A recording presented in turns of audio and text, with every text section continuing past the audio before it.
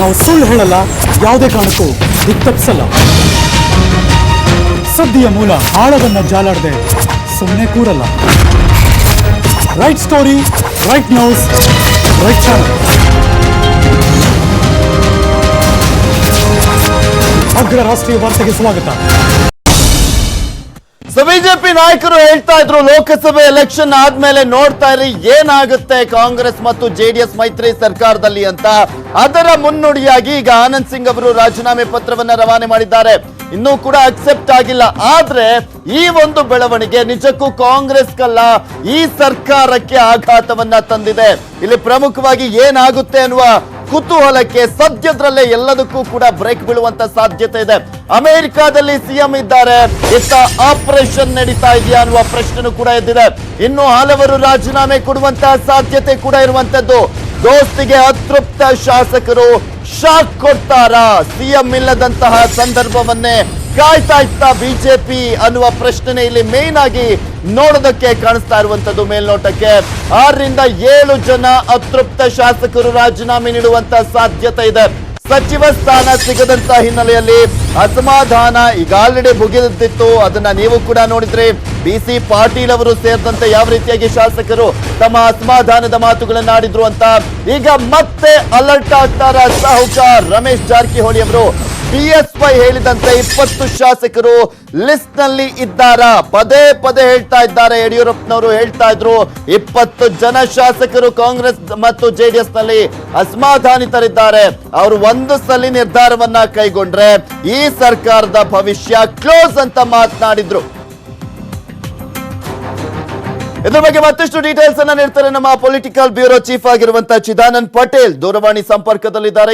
ಚಿದಾನಂದ್ ಪಟೇಲ್, ಆನಂದ್ ಸಿಂಗ್ ಅವರ ರಾಜೀನಾಮೆ ಇದು ಮುನ್ನುಡಿಯಾಗುತ್ತಾ ಅನ್ನೋದೇ ಪ್ರಶ್ನೆ ಆಗಿರುವಂತದ್ದು. ಅಮೆರಿಕಾದಲ್ಲಿ ಸಿಎಂ ಇದ್ದಾರೆ, ಅಷ್ಟು ಅವರು ವಾಪಸ್ ಬರೋದ್ರೊಳಗೆ ಸರ್ಕಾರ ಪತನ ಆಗ್ಬಿಡುತ್ತಾ ಅಂತ. ಪೃಥ್ವಿರಾಜ್, ಮೈತ್ರಿ ಸರ್ಕಾರಕ್ಕೆ ಇದು ದೊಡ್ಡ ಶಾಕ್ ಅಂತಲೇ ಹೇಳ್ಬೋದು. ಒಂದ್ ಕಡೆ ಮುಖ್ಯಮಂತ್ರಿ HD ಕುಮಾರಸ್ವಾಮಿ ಅವರು ಆದಿಚುಂಚನಗಿರಿ ಮಠದ ಸಂಬಂಧಪಟ್ಟ ಕಾರ್ಯಕ್ರಮದಲ್ಲಿ ಅಮೆರಿಕದಲ್ಲಿದ್ದಾರೆ. ಈ ನಡುವೆ ಇದೀಗ ವಿಜಯನಗರದ ಕಾಂಗ್ರೆಸ್ ಶಾಸಕ ಆನಂದ್ ಸಿಂಗ್ ಅವರು ರಾಜೀನಾಮೆಯನ್ನು ಕೊಟ್ಟಿದ್ದಾರೆ. ರಾಜೀನಾಮೆ ಹಿಂದೆ ಜಿಂದಾಲ್ ಪ್ರಕರಣವನ್ನ ಮುನ್ನುಡಿಯಾಗಿಟ್ಟುಕೊಂಡಿರತಕ್ಕಂಥ ಆನಂದ್ ಸಿಂಗ್ ಅವರು ಜಿಂದಾಲ್ಗೆ ಎಲ್ಲೊಂದ್ ಕಡೆ ಪರೋಕ್ಷವಾಗಿ ಸರ್ಕಾರ ಬೆಂಬಲ ಕೊಟ್ಟಿದೆ ಮತ್ತು ಜಿಂದಾಲ್ಗೆ ಭೂಮಿ ಪರಭಾರೆಯಲ್ಲಿ ಕೂಡ ಸರ್ಕಾರದ ಪಾಲಿದೆ ಎಂಬ ಗಂಭೀರ ಆರೋಪವಾಗಿದೆ.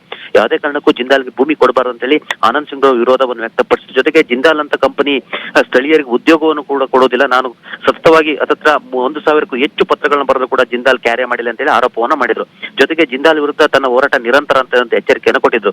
ಈ ಎಚ್ಚರಿಕೆ ನಡುವೆ ಇದೀಗ ರಾಜೀನಾಮೆ ಪತ್ರವನ್ನು ಕಳಿಸಿರುವ ಆನಂದ್ ಸಿಂಗ್ ಅವರು ಪಕ್ಷದ ಪ್ರಾಥಮಿಕ ಸದಸ್ಯತ್ವಕ್ಕೂ ಕೂಡ ರಾಜೀನಾಮೆಯನ್ನು ಕಳಿಸಿದ್ದಾರೆ. ಜೊತೆಗೆ ತಮ್ಮ ಶಾಸಕ ಸ್ಥಾನಕ್ಕೂ ಕೂಡ ರಾಜೀನಾಮೆಯನ್ನು ಕಳಿಸಿಕೊಟ್ಟಿದ್ದಾರೆ. ಆದ್ರೆ ರಾಜೀನಾಮೆ ಪತ್ರದಲ್ಲಿ ಜಿಂದಾಲ್ ಪ್ರಕರಣವನ್ನ ಎಲ್ಲೂ ಕೂಡ ಮೆನ್ಷನ್ ಮಾಡಿದಂತ ಆನಂದ್ ಸಿಂಗ್ ಅವರು ಆ ಮುಖಾಂತರ ಸರ್ಕಾರದಿಂದ ಅಂದ್ರೆ ಮೈತ್ರಿಯಿಂದ ನಾನು ದೂರ ಸರಿಯುವುದಾಗಿ ಎಚ್ಚರಿಕೆಯನ್ನು ಕೊಟ್ಟಿದ್ದಾರೆ. ಇದು ಎಲ್ಲೋ ಒಂದ್ ಕಡೆ ಬಿಜೆಪಿ ಆಪರೇಷನ್ ಕಮಲದ ಪ್ರೇರಣೆ ಎಂಬ ಮಾತು ಕೂಡ ಕೇಳಿ ಬಂದಿದೆ. ಯಾಕಂತ ಹೇಳಿದ್ರೆ ಕಳೆದ 2 ತಿಂಗಳುಗಳಿಂದ ಆನಂದ್ ಸಿಂಗ್ ಅವರು ಬಿಜೆಪಿ ನಾಯಕರ ಸಂಪರ್ಕದಲ್ಲಿ ನಿರಂತರವಾಗಿದ್ರು ಎಂಬ ಮಾತು ಕೂಡ ಕೇಳಿ ಬಂದಿದೆ.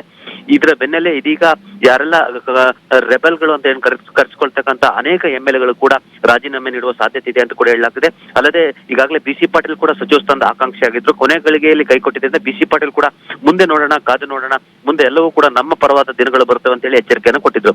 ಅಲ್ಲದೆ ರಮೇಶ್ ಜಾರಕಿಹೊಳಿ ಕೂಡ ಕಳೆದ 1.5 ತಿಂಗಳಿಂದಲೂ ಕೂಡ ಸೈಲೆಂಟ್ ಆಗಿದ್ದಂತ ರಮೇಶ್ ಜಾರಕಿಹೊಳಿ ತಮ್ಮ ಆಪ್ತರ ಜೊತೆ ನಿರಂತರವಾಗಿ ಸಭೆ ಮತ್ತು ಚರ್ಚೆಗಳನ್ನು ಕೂಡ ಮುಂದುವರಿಸಿದ್ರು. ಈ ಎಲ್ಲದರ ನಡುವೆ ಇದೀಗ ಆನಂದ್ ಸಿಂಗ್ ಅವರು ರಾಜೀನಾಮೆ ಕೊಟ್ಟಿರುವಂತದ್ದು ಕೂಡ ಇದು ಆಪರೇಷನ್ ಕಮಲಕ್ಕೆ ಮತ್ತೆ ಎಲ್ಲೋ ಒಂದ್ ಕಡೆ ಮುನ್ನುಡಿ ಆಗ್ತಿದೆಯಾ, ಮತ್ತೆ ದೋಸ್ತಿ ಸರ್ಕಾರಕ್ಕೆ ಇದು ದೊಡ್ಡ ಕಂಟಕ ಆಗುತ್ತಾ ಎಂಬುದು ಸದ್ಯದ ಇದು ಮೋಸ್ಟ್ ಪ್ರಾಬಬ್ಲಿ ಚಿದಾನಂದ್ ಪಟೇಲ್ ಕಾಂಗ್ರೆಸ್ಗೆ ಅನಿರೀಕ್ಷಿತ ಆಗಿದ್ರು ಕೂಡ ಬಿಜೆಪಿಗೆ ನಿರೀಕ್ಷಿತವಾದಂತ ಫಲಿತಾಂಶ ಸಿಗ್ತಾ ಇದೆ ಅನ್ಸುತ್ತೆ. ಯಾಕೆಂದ್ರೆ ಲೋಕಸಭೆ ಎಲೆಕ್ಷನ್ ನಲ್ಲಿ ಬಳ್ಳಾರಿಯ ಶಾಸಕರನ್ನ ನಾವು ಕೌಂಟ್ ಮಾಡಿದಂತಹ ಸಂದರ್ಭದಲ್ಲಿ ಅಲ್ಲಿನ ಸಚಿವರು ತುಕಾರಾಂ ಮತ್ತು ಪರಮೇಶ್ವರ್ ನಾಯಕ್ ಬಿಟ್ರೆ ಇನ್ಯಾರು ಕೂಡ ಆಕ್ಟಿವ್ ಆಗಿರಲಿಲ್ಲ. ಆನಂದ್ ಸಿಂಗ್ ಅವರು ಓಡಾಡ್ಲಿಲ್ಲ, ಕಂಪ್ಲಿ ಗಣೇಶ್ ಓಡಾಡ್ಲಿಲ್ಲ, ನಾಗೇಂದ್ರ ಅವರು ಓಡಾಡ್ಲಿಲ್ಲ. ಇವರೆಲ್ಲರ ಒಂದು ಅನುಪಸ್ಥಿತಿಯಲ್ಲಿ ಇವರ ಯಾರು ಕೂಡ ಮುಂಚೂಣಿಯನ್ನ ವಹಿಸಿಕೊಳ್ಳದವರಂತ ಹಿನ್ನೆಲೆಯಲ್ಲೇ ಬಿಜೆಪಿ ಈಸಿಯಾಗಿ ಗೆದ್ದಿದ್ದು. ಇದೆಲ್ಲದಕ್ಕೂ ಕೂಡ ಕಾರಣ ಅಂದ್ರೆ ರಾಜೀನಾಮೆ ಕೊಟ್ಬಿಡೋಣ, ಸರ್ಕಾರ ಬೀಳ್ಸ್ಬಿಡೋಣ, ಬಿಜೆಪಿ ಜೊತೆ ಹೋಗ್ಬಿಡೋಣ ಅನ್ನುವ ನಿರ್ಧಾರನೆ ಮಾಡಿದ್ದಂತಿತ್ತು ಅನ್ಸುತ್ತೆ. ಪೃಥ್ವಿರಾಜ್ ಸರ್ಕಾರವನ್ನ ಬೀಳಿಸುವುದು ಅದು ಹುಡುಗಾಟದ ಮಾತಲ್ಲ. ಒಂದು ವೇಳೆ ಸರ್ಕಾರದ ಬೀಳಿಸೋದು ಸುಲಭ ಆಗಿದೆ, ಇಷ್ಟೊತ್ತಿಗೆ ಬಿಜೆಪಿ ಸರ್ಕಾರ ಅಸ್ತಿತ್ವದಲ್ಲಿರೋದು. ಆದ್ರೆ 15ಕ್ಕೂ ಹೆಚ್ಚು ಶಾಸಕರು ರಾಜೀನಾಮೆ ಕೊಡಬೇಕಾಗಿದೆ. ರಾಜೀನಾಮೆ ಕೊಟ್ಟ ತಕ್ಷಣ ರಾಜೀನಾಮೆ ಅಂಗೀಕಾರ ಮಾಡೋದು ಬಿಡುವುದು ಅದು ಸ್ಪೀಕರ್ ವಿವೇಚನೆಗೆ ಬಿಟ್ಟಿದ್ದು. ಸತ್ಯವಾಗಿ ಸ್ಪೀಕರ್ ಅವರು 3 ತಿಂಗಳ ಒಳಗೆ ಕೂಡ ರಾಜೀನಾಮೆಯನ್ನ ತಮ್ಮಲ್ಲೇ ತಮ್ಮ ಸುಪರ್ದಲ್ಲೇ ಇಟ್ಕೊಳ್ಬಹುದು, ರಾಜೀನಾಮೆ ಅಂಗೀಕರಿಸದಲ್ಲೇ ಇರಬಹುದು. ಆದ್ರೆ ಅದು ಕಾನೂನಿನ ಬಿಕ್ಕಟ್ಟಿಗೂ ಕೂಡ ಕಾರಣವಾಗುತ್ತೆ. ಎಲ್ಲೊಂದು ಕಡೆ ರಾಜ್ಯದಲ್ಲಿ ಸಾಂವಿಧಾನಿಕ ಬಿಕ್ಕಟ್ಟು ಎದುರಾದ್ರೆ ಅದು ರಾಷ್ಟ್ರಪತಿ ಆಳ್ವಿಕೆಗೆ ಮುನ್ನುಡಿ ಕೊಟ್ಟರು ಕೂಡ ಆಶ್ಚರ್ಯ ಪಡಬೇಕಾಗಿಲ್ಲ. ಸದ್ಯಕ್ಕೆ ಇದೀಗ ಆನಂದ್ ಸಿಂಗ್ ಅವರು ರಾಜೀನಾಮೆಯನ್ನು ಕೊಟ್ಟಿದ್ದಾರೆ. ಒಂದು ವೇಳೆ ಅವರನ್ನ ಮನವೊಲಿಸುವ ಪ್ರಯತ್ನ ಕೂಡ ಇವತ್ತಿನಿಂದಲೇ ಆರಂಭವಾಗುತ್ತೆ. ಯಾಕಂತ ಹೇಳಿದ್ರೆ CLP ಲೀಡರ್ ಆಗಿರ್ತಕ್ಕಂಥ ಸಿದ್ದರಾಮಯ್ಯ